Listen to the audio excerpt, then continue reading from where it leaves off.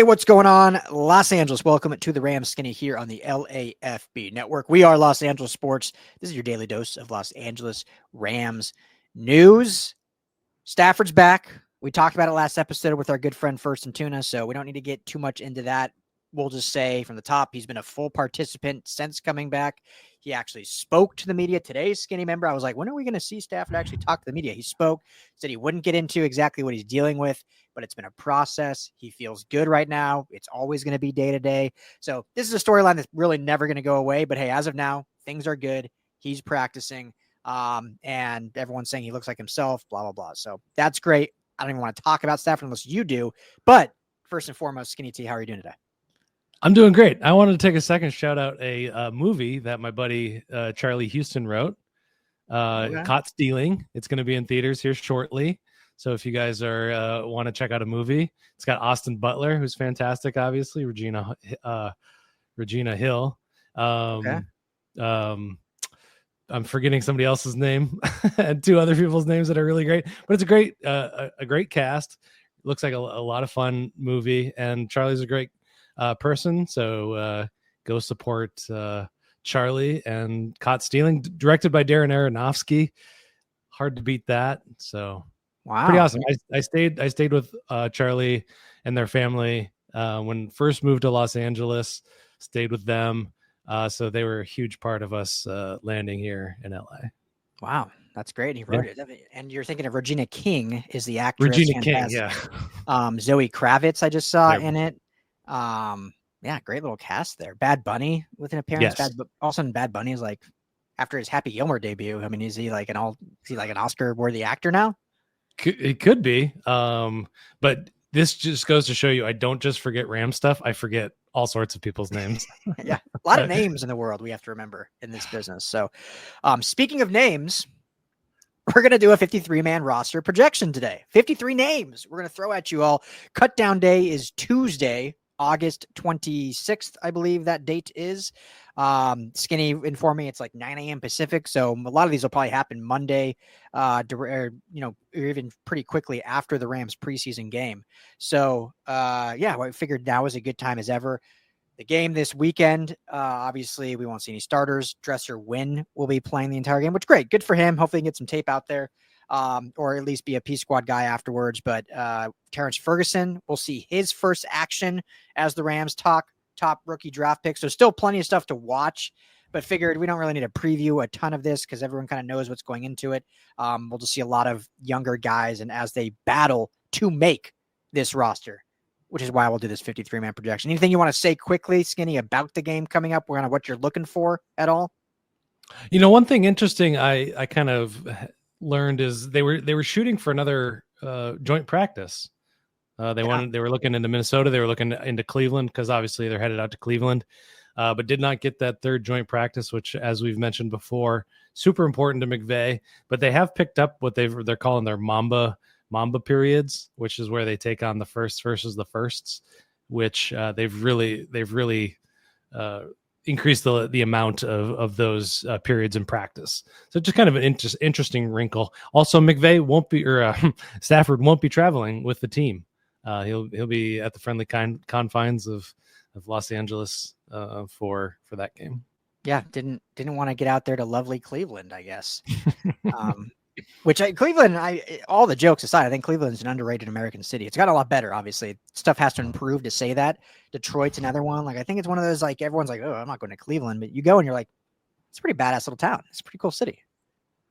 There's all sorts of Hall of Fames I want to check out. The Rock and Roll Hall of Fame is another one of them. So I'm going to end up in Cleveland at some point.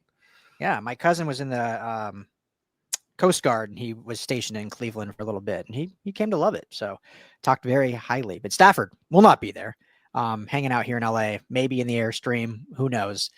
But we'll see. But yeah, final preseason game against the Browns this weekend. I don't even know why I didn't realize this, but when you play, this obviously doesn't pertain to the Rams, 3 preseason games, but when you play the Hall of Fame game like the Chargers do, that's not like you just play the earlier preseason and then your schedule's kind of moved up. That it's a fourth additional game. So yeah, the Lions and the Chargers get 4 preseason games, where everyone else gets 3.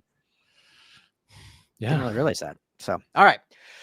Well, shall we, Skinny? So we're going to kind of go position by position, guys. drop your comments in here, what you think this roster is going to look like. Because I think there's a lot of positions that are pretty set. I don't think we're going to be, it's not rocket science what we're talking about here. On some of them, we'll go through quickly. But there are some that are definitely up for debate in terms of the number of players they'll keep, kind of how they view these guys as special teamers and whatnot. So that's where maybe some of the debate could come when you look at receiver, when you look at running back, when you look at tight end, when you look at linebacker. Like, I think there's differing numbers of how many guys they will keep there. So, and we'll try to be clear if we think a guy maybe will start on IL, or injured reserve. IL is more baseball term, which would free up a roster spot to start the season, obviously, but would force that player to miss 4 games. So start with quarterback. Really the only question here is, are they keeping 3 quarterbacks or 2, Skinny?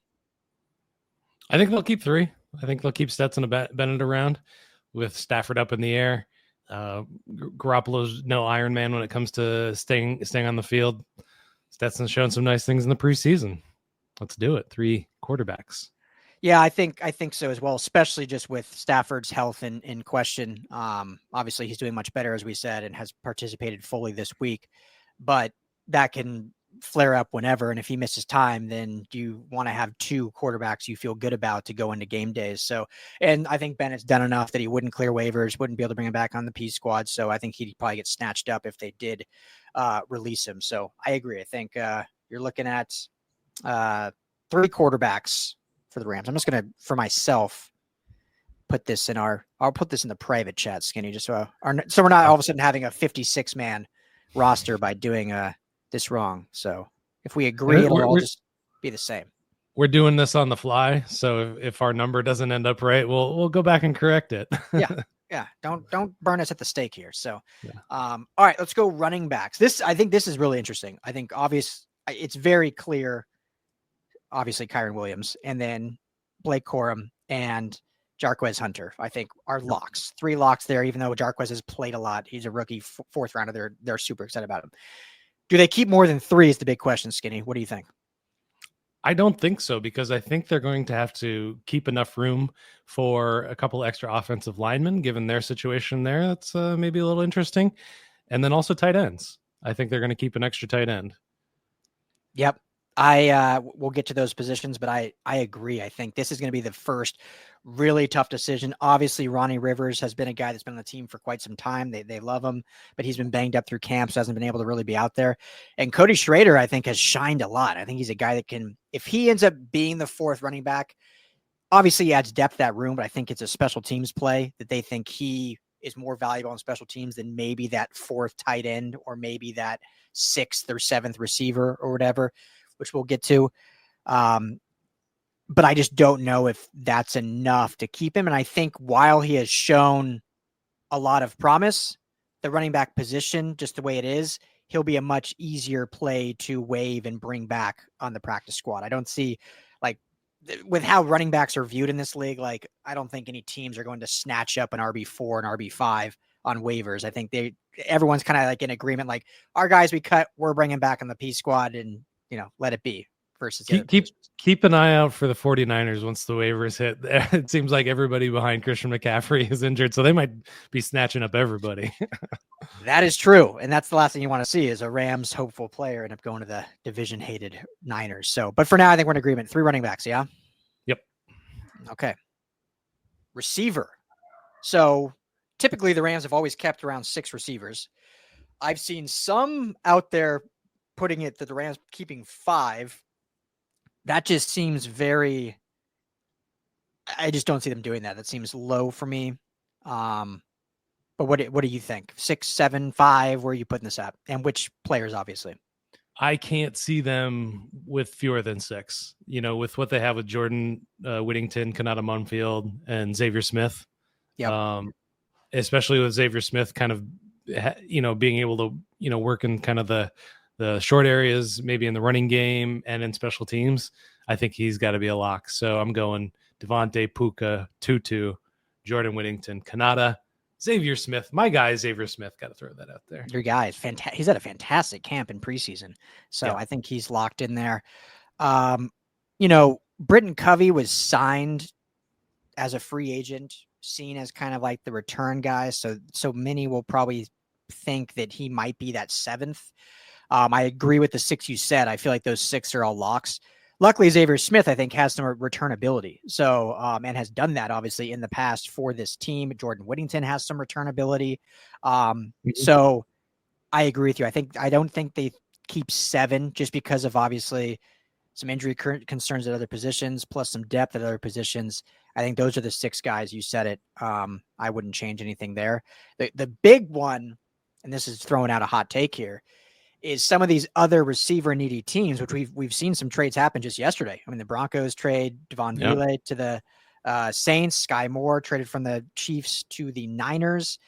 So will there be a receiver needy team that maybe the Rams are like, hey, we keep trying this with Tutu Atwell, but hey, if we can get something back in return, we like some of these young guys.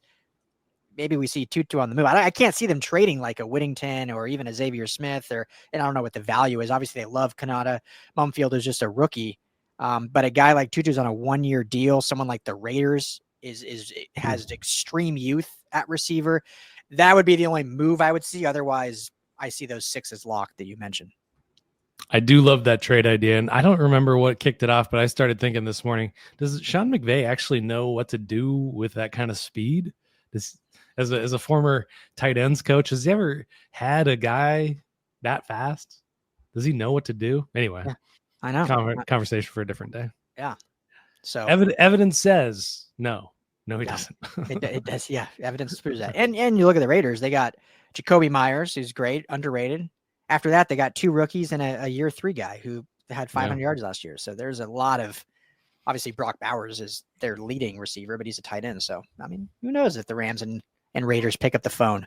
But as of now, those are our 6 as locks: Adams, Nacua, Atwell, Whittington, Mumfield, and Smith.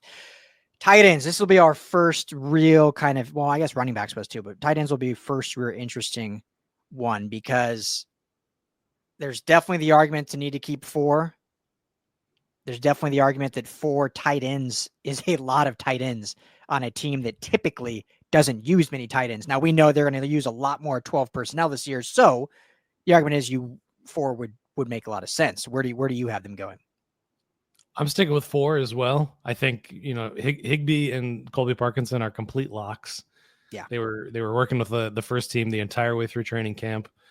No doubt about those guys. Davis Allen's still on a rookie contract.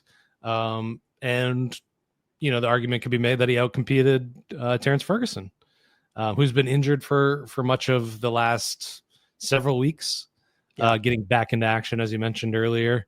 So, Mike LaFleur talked about, how unfortunate it is that he's missed that amount of time.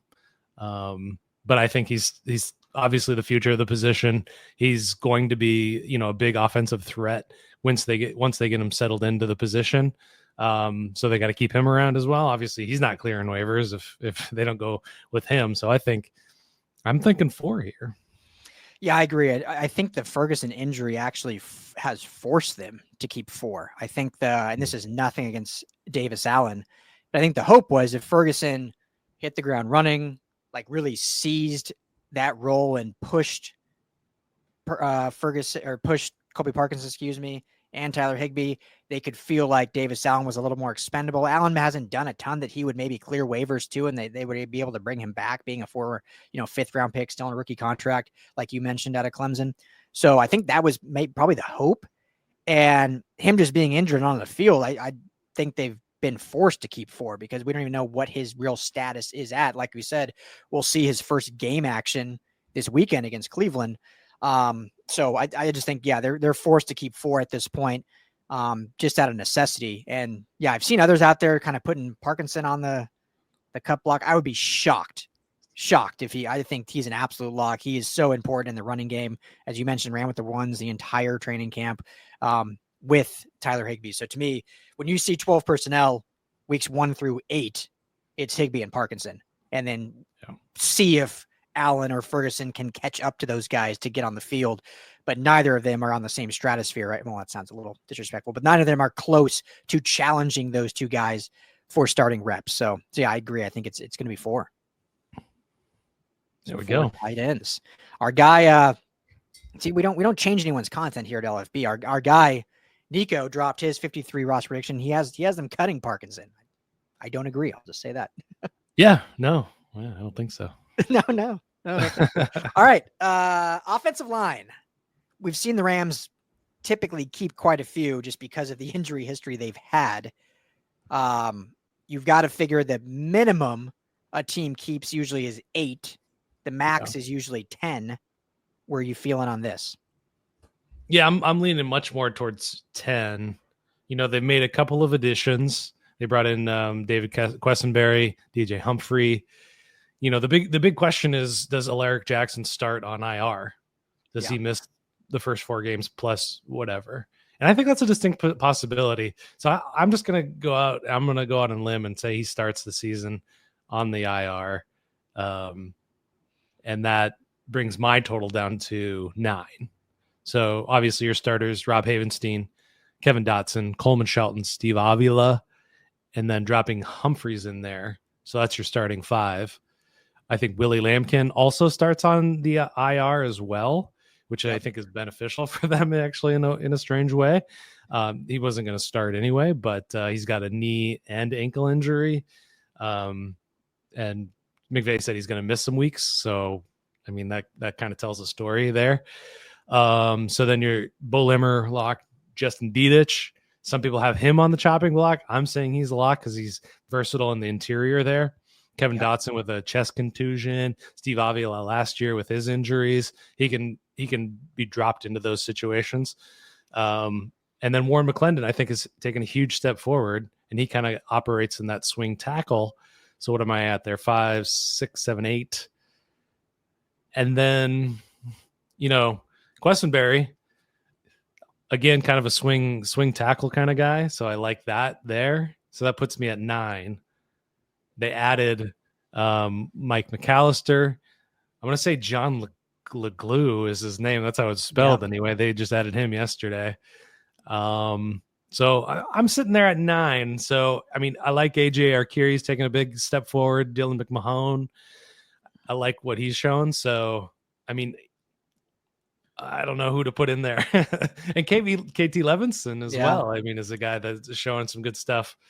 So I'm gonna drop in Arcuri as my 10th. Okay. Yeah. I think I'm gonna count that up while you talk. Yeah. I'll throw one different player up, but I agree with everything. I think 10 is the number. I do believe Jackson starts on the IR. I think McVay has said they're hopeful for him to be ready week 1, but he has yet to play a physical snap yet. Your first physical snap cannot be week 1 action against the Texans. It just can't. You got to have some practice reps in there, I think, in my opinion. So I believe he'll start on the IR, missing the first 4 weeks. I also think Willie Lampkin will start on the IR, missing the first 4 weeks. So that frees up 2 spots for that 10. So, as you mentioned, I'll try to just repeat these really fast. Steve Avila, Coleman Shelton, Kevin Dotson, Rob Havenstein are your starters there. DJ Humphreys then is your starting left tackle. So that's 5. I think Quessenberry, the versatility, the experience, they keep him. So that's 6. Justin Diedich to me is a lock. I know a lot of people have him on the fringe, but as you mentioned, the versatility, he's played guard and center just in the preseason. So we've seen that. At 7, Bo Limmer, lock. 8, I like Warren McClendon to give you some more tackle depth. And then I'll go with Dylan McMahon as their final 10th guy, and hopefully they can get a Curie and Leviston back on the P squad. But those are my 10. Yeah, I mean, I could be talked into anybody really for that 10th spot. Arcuri, Levinston, but they've got good depth at tackle now. So I think probably that's the way to go. But 10 either way. 10. So we are at 26 for the offense. 26 for the offense. So that gives us what's the addition to get to 53 for defense? And we'll just put 3 special teams. So that puts us at 29. 29, yeah. So we've got about 24 spots on defense. All right, here we go. Defensive line, which this is more so for the interior. Edge we'll do separate. How do you see the defensive line shaping out? Oh man, so Kobe Turner, Puna Ford, Braden Fiskes obviously are locks. Tyler Davis, the way they've talked about him, Yep. he's integral part. DeJuan Johnson, I think he played himself into a roster spot over the past few weeks, so I'm going there. And I think it's a toss up between Laurel Murchison and Ty Hamilton. Ty Hamilton has been essentially quiet as a fifth round rookie. And I'm leaning towards Ty Hamilton just because he's on that rookie deal. There really is no tie to Laurel Murchison. He's played a few snaps, filled in when injury struck, but I think Ty Hamilton probably gets the edge there. So that's six for me.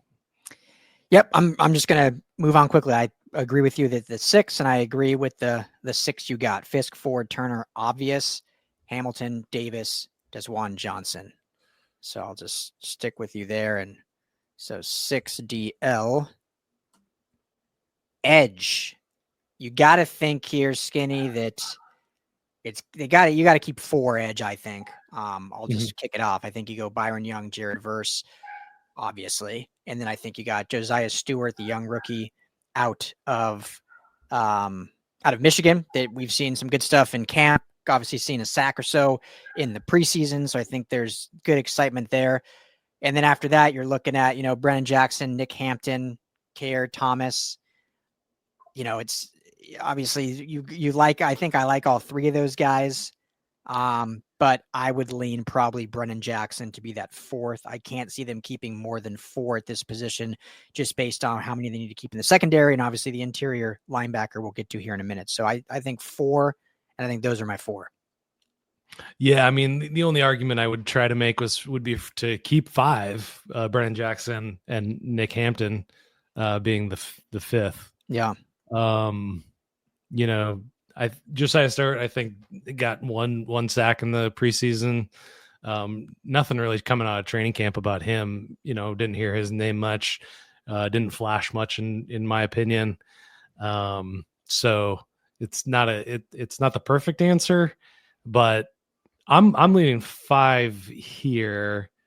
Just because I don't think, edge is such a highly sought after position. So I'm leaning 5.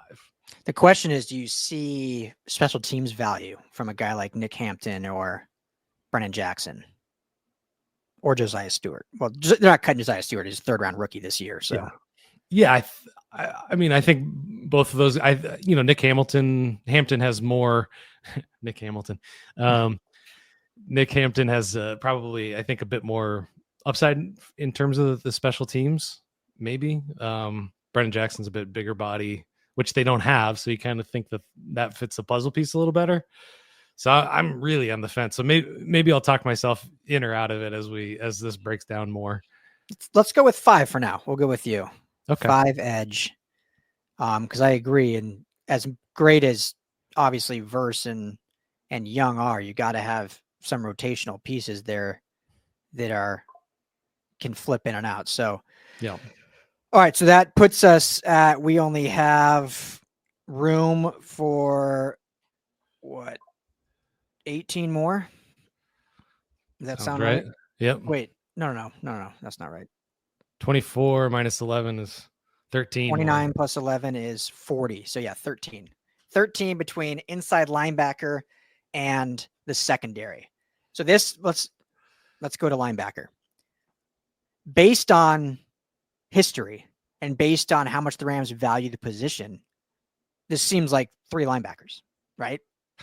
However, based on who's kind of there and the separation between starter to backup, it definitely feels like 4. 5 would be a little wild, and you definitely can't keep 5 edge if you do 5 inside linebackers. But where do you see them going here? Obviously, I think we can both agree that Omar Spates and Nate Landman are locks. But then when you look at Chris Paul Jr., Sean Dolak, and Troy Reeder, those are 3 guys that I think any given year could make this roster. But what's it going to be this year?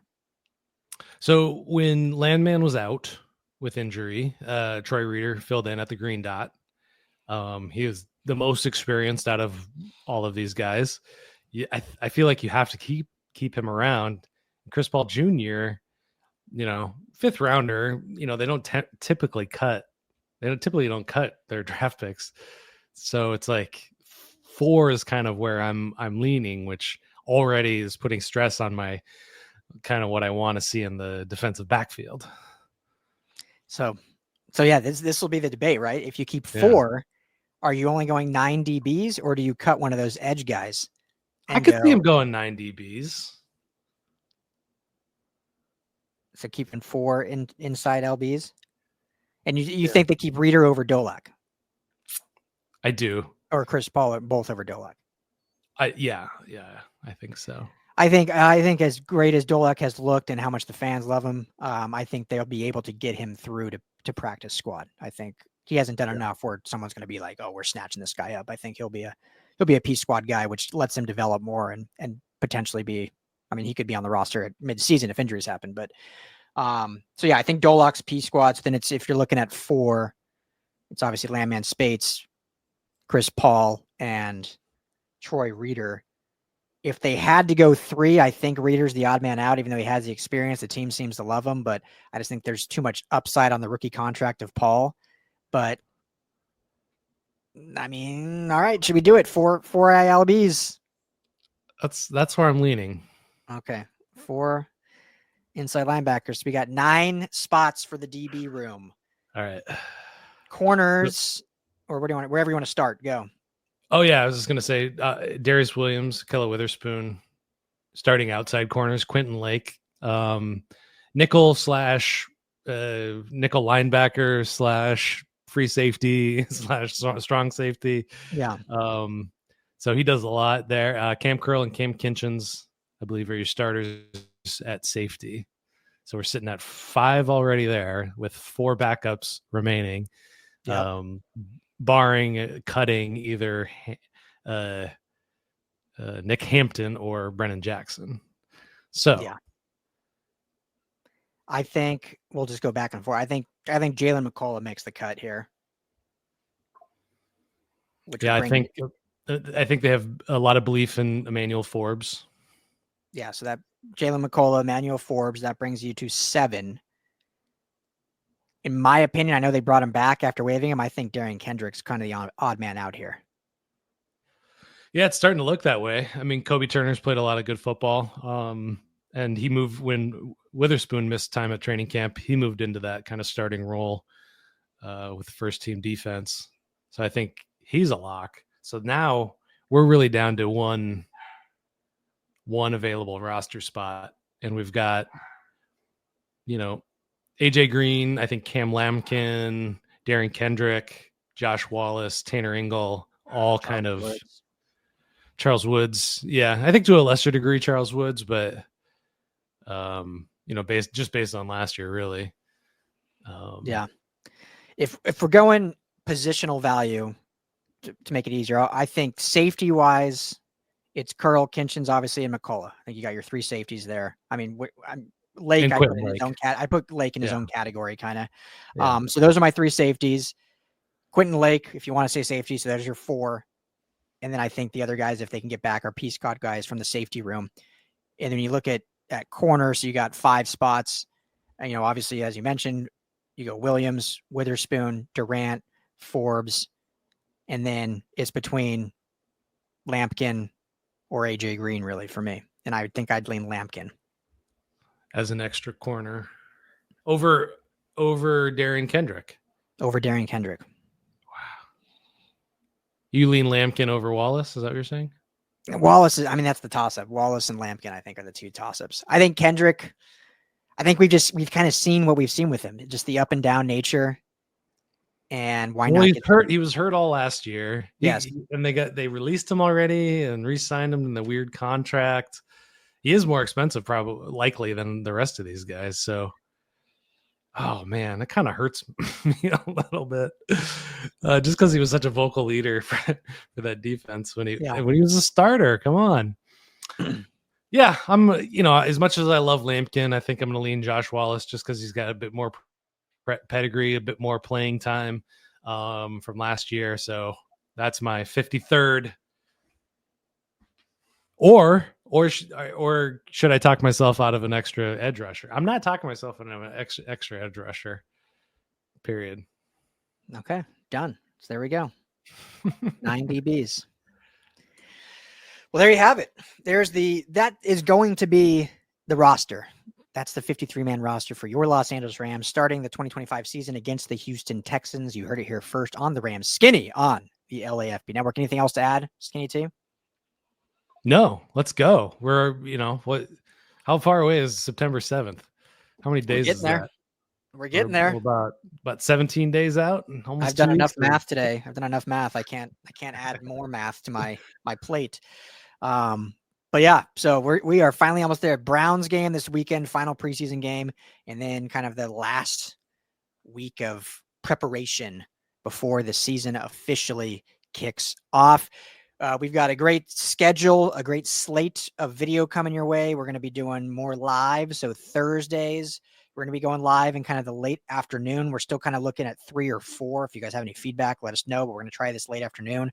We're going to be going live with rotating guests every game day, post-game recaps, live here on the Rams LAFB YouTube channel. And then we'll have 2 other videos throughout the week, probably on Tuesday and Wednesday. So plenty of Rams content. Make sure to hit that subscribe button so you're notified of all of it. And as always, all of our Rams content is found over at LAFBnetwork.com. Thank you all for riding with us. Let's keep this thing growing, keep it going, and hopefully this Rams have a fantastic season, and we can't wait that it's finally here. So for Skinny T, I'm Ryan Dowd. Everyone be well, be safe. Thank you as always for tuning in. Plenty more Rams talk coming soon.